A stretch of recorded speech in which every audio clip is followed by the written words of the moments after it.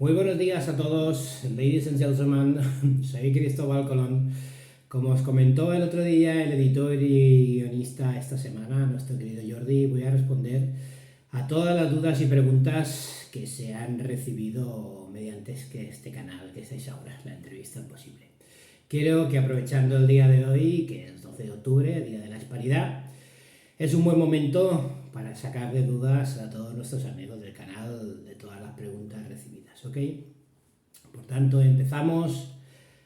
Vamos a leer, a ver, la primera Moné desde España me pregunta: Cristóbal, ¿qué tal te parecieron las patatas? ¿Las comiste ya hervidas, fritas? ¿Y las aceitunas, las conocías o eso ya fue en España? Pues muchas gracias por tu pregunta, mi querida Moné. Me da en la nariz que estás relacionada con el tema culinario, no sé por qué, ya me lo reafirmarás por el chat interno.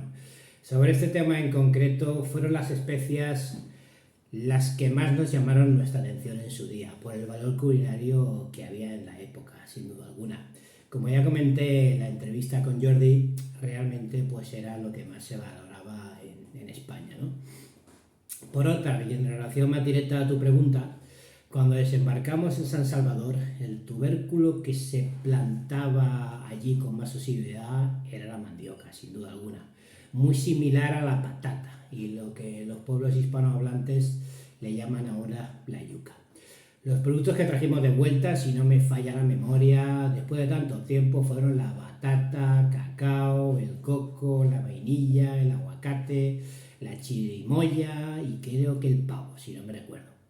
Y volviendo a tu pregunta de nuevo, la patata, que en Hispanoamérica le dicen papa, no fue hallada hasta 5 décadas más tarde, mi querida Monet, que por cierto es un tubérculo descubierto en los Andes, o lo que es lo mismo en Chile. Y ya puestos te comentaré que aunque en la actualidad es un bien muy consumido, como tú bien sabes, y se puede cocinar de 1000 maneras diferentes, no fue creo que hasta el siglo XVI cuando empezó a tener una aceptación en Europa, ya que para la gente de la época carecía de atractivo culinario y de prestigio social. Y referente a tu pregunta de las aceitunas, pues esas ya las conocíamos aquí, mi querida Monet, en nuestro propio país, sobre todo en el Mediterráneo, ya que el árbol del olivo es típicamente mediterráneo en estado puro, ya heredado por muchos de nuestros ancestros. En este caso creo que se remonta a la Asia Menor del siglo IV a.C. Cuando tiro los ojos para atrás, que estoy pensando, si no me fallan mis conocimientos, creo que fueron, ahora me vas a hacer pensar, los antiguos fenicios y griegos los que expandieron este cultivo por el Mediterráneo, que es la zona por donde mejor se adapta por el clima, sin duda alguna. Tenemos aquí ya Tomás Moro, pregunta desde Ecuador. Muy buenas, Cristóbal. En un principio de la entrevista con Aranza comentaste que eras judío y tus padres fueron perseguidos y asesinados. ¿Podrías explicarlo un poquito más? Pues muchas gracias, mi querido Tomás, por la pregunta. Como ya sabrás, el pueblo judío ha sido perseguido injustamente a lo largo de los siglos y en España no iba a ser menos. En este caso en concreto, por supuesto. En la época en que yo era pequeño, concretamente en el territorio español, el pueblo judío era perseguido más bien por carácter religioso y espiritual, muy vinculado al fin de la reconquista de España y la posterior reunificación del pueblo español. Pero a tu pregunta en concreto es: sí, mis padres fueron maltratados, perseguidos y asesinados. Y eso que intentaron convertirse al catolicismo, pero por desgracia sin éxito. La siguiente pregunta viene desde Colombia, nuestra suscriptora Diana Bedoya va directamente al grano, por lo que veo, y me plantea lo siguiente. Buenas, Cristóbal. La palabra correcta sería colonización o invasión, porque las tierras de América estaban habitadas de indígenas que cultivaban tierra y oro. ¿Es cierto que lo que hiciste fue saquear el oro y esclavizar a nuestros indígenas? Bueno, mi querida Diana, entiendo que, por lo primero, gracias por interesarte por este canal y por seguirnos desde tan lejos. No tengo ninguna duda que en un día como hoy, que es el de la Hispanidad, esta pregunta, acompañada, por ejemplo, de patochadas e insultos como gente como López Obrador, por ejemplo, haga pensar a algunos paisanos hispanohablantes pues la posibilidad de pensar un poco como él, para que nos vamos a engañar. Como ya comenté en la entrevista en este mismo canal, que haya políticos manirrotos y corruptos que estén interesados en crear polémica y controversia, cuando en sus países de procedencia solo se dedican a robar las arcas del Estado y permitir cierto tipo de delincuencia, tales como pueda ser el narcotráfico a gran escala y los secuestros express, la verdad es que me produce bastantes carcajadas.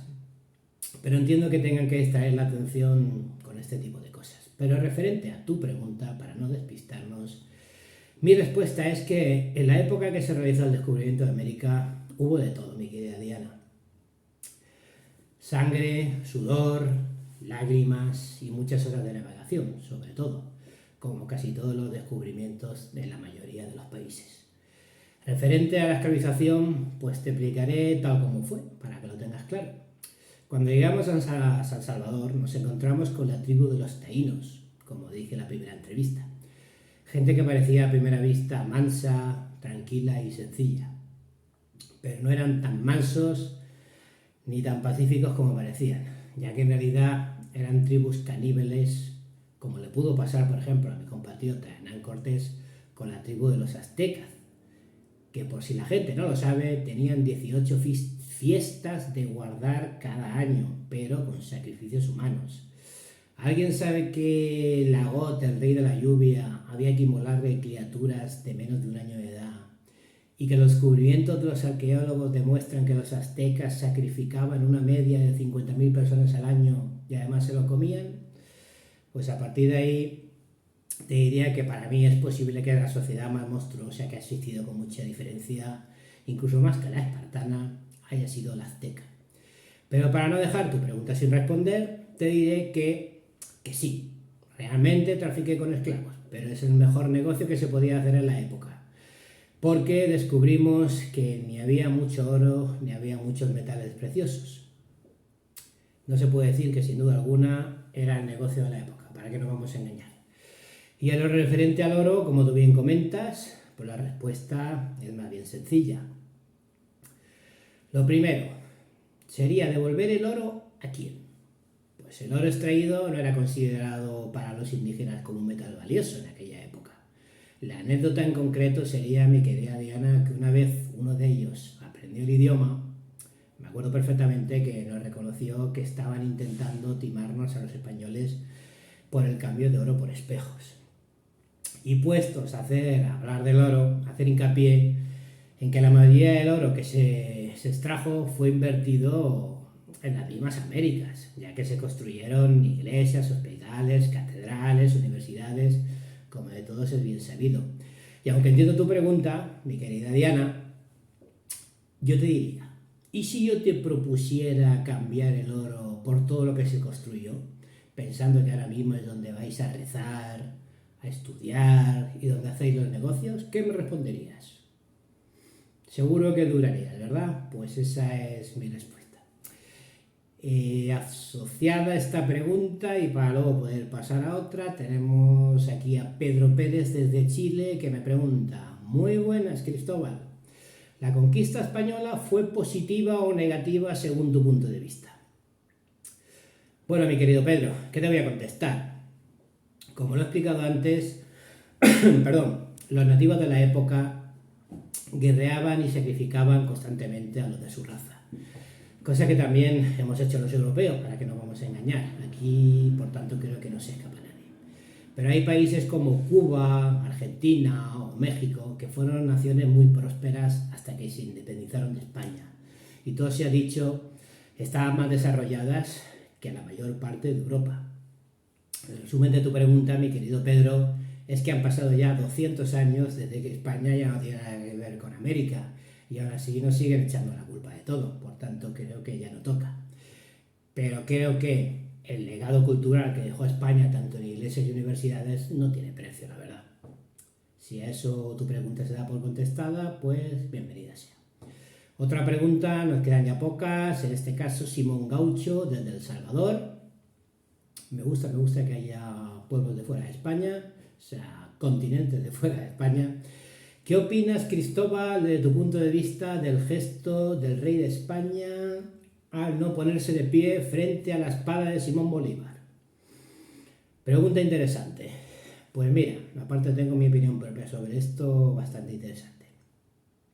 Que yo sepa, la espada de Bolívar no es ningún signo oficial de ese país. Por tanto, creo que el protocolo debe ser ninguno, que es el que toca. Además de todo esto, mi opinión personal es que nuestro amigo Simón Bolívar quizás pueda ser un referente nacional para algunos, pero yo personalmente creo que nuestro rey hizo bien a no levantarse, pues fue un traidor a la corona, regalando sus territorios al imperio inglés, o sea, vendiéndose al mejor postor, ¿vale? Queda respondida tu pregunta. Otra pregunta dice, solo buenas noticias, o sea, un mail con nombre anónimo, se llama solo buenas noticias, eso está bien. Por lo que veo, Cristóbal, no se sabe mucho de tu familia, ¿tuviste mujer e hijos? Pues sí, solo buenas noticias. Me casé con 2 mujeres. La primera bella mujer fue Felipa Moniz de Perestrello, hija del gobernador de Portosanto de Madeira, y mi segunda mujer fue Beatriz Enríquez de Arana. Y en lo referente a mi descendencia, pues como ya puedo reconocerlo ahora, tuve a 2 hijos. Bueno, el segundo quizás un poco más polémico que el primero. Tuvimos a Diego con mi primera esposa y a Hernando con Beatriz, mi segunda cónyuge, que más que mi esposa fue mi cónyuge. Tenemos por aquí otra pregunta de Anita la Morenita. Esta tiene que ser española también, sí o sí. Hola Cristóbal, si llegas a saber que en vez de las Indias hubieras ido a parar a Guanayamí, o sea, San Salvador, ¿hubieras zarpado igualmente? Un saludo y suerte. Sin duda alguna, la respuesta, mi querida morenita, Anita la Morenita, es tan clara como sincera. Por supuesto que sí. Has de pensar que era tal la ilusión de descubrir nuevos mundos que no creo que nadie me hubiera podido parar. Incluso te diría que sin la aprobación de los reyes católicos, yo mismo, como buen emprendedor que era, hubiera conseguido los medios para tal osa travesía. Sin duda alguna. O sea, la respuesta es que sí. Otra pregunta, y creo que la penúltima. Jorge Martín desde Valladolid me pregunta, ¿qué país crees que es más interesado en enfrentar a España con Hispanoamérica? Pues esta pregunta no tiene mucho secreto. Sin duda alguna, Estados Unidos e Inglaterra, mi querido Jorge. No hay duda que gente como ellos que ha experimentado tanto con guerreando como con los médicos, en su caso con la Guerra Fría, o los experimentos que hicieron con la sífilis en Guatemala, donde infectaron intencionadamente a ciudadanos sin su consentimiento.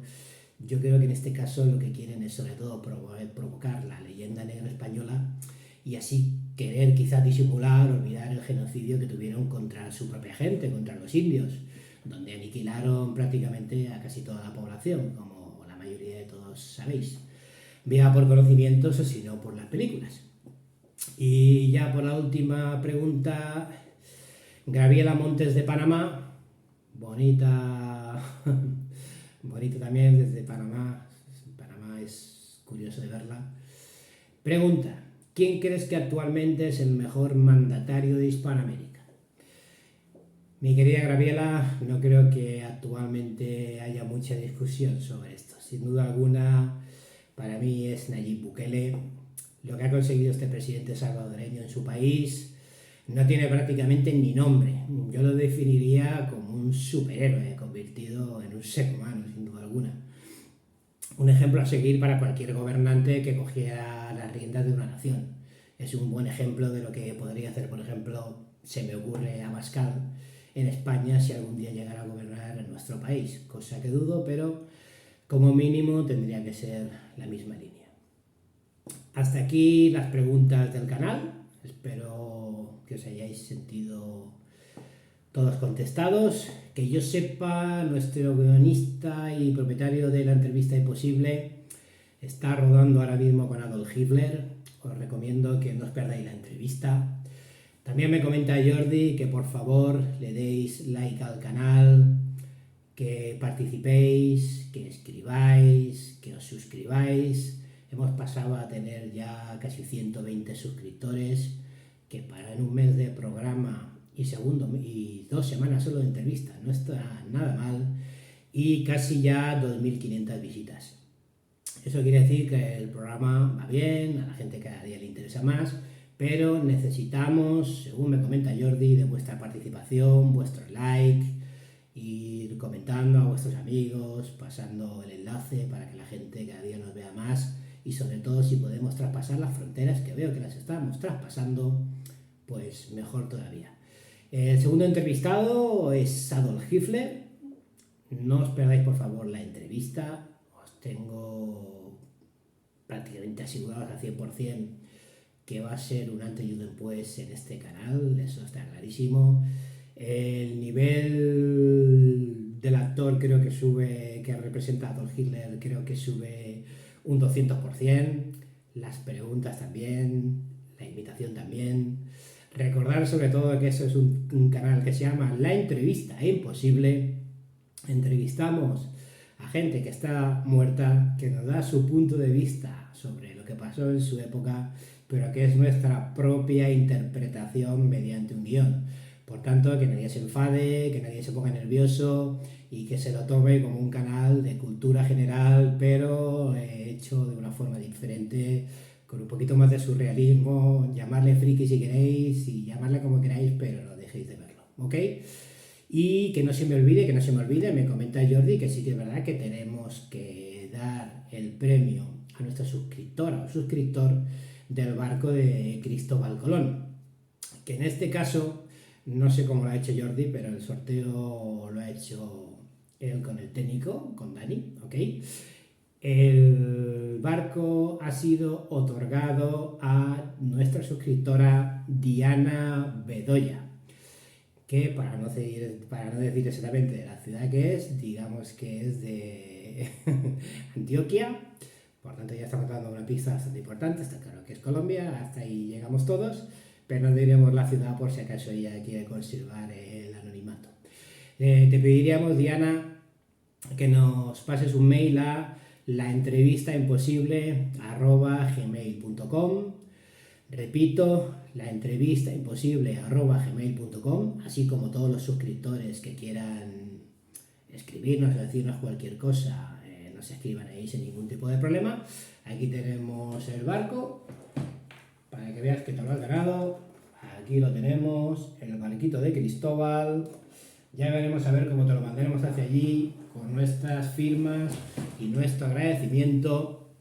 Y por cierto, me comenta Jordi lo siguiente: necesitamos alguien que sepa imitar a Maradona y necesitamos alguien que sepa imitar a Pablo Escobar, ya que el guión de tanto de Diego Armando como de Pablo es tan potente que necesitamos a alguien que realmente lo sepa imitar de verdad, porque queremos que sea pues lo más real posible. Si alguno de vosotros tiene algún amigo que sepa entrevistar, que sepa imitar a Cristóbal Colón, que sepa imitar sobre todo a Maradona, que sepa imitar a Pablo Escobar, que sepa imitar a cualquiera, que sepa imitar a Michael Jackson, que sepa imitar a Kennedy, que sepa imitar a Marilyn Monroe, que sepa imitar a Osama Bin Laden, que se ponga en contacto con nosotros a la entrevistaimposible@gmail.com, que seguro que nos lo pasaremos muy bien, ¿ok? Pues nada más que comentaros, espero que lo hayáis pasado bien, sobre todo un feliz día de la Hispanidad, no dejéis que nadie os contamine, nuestra hermandad tiene que seguir al 100%, si los países hispanohablantes nos hermanáramos otro gallo cantaría, os puedo asegurar. Y sobre todo, gracias por estar ahí, por aguantar esta chapa, y os recomiendo que no os perdáis la entrevista a Adolf Hitler, que va a dar mucho que hablar. Sin nada más, muchas gracias a todos y hasta otra. Chao.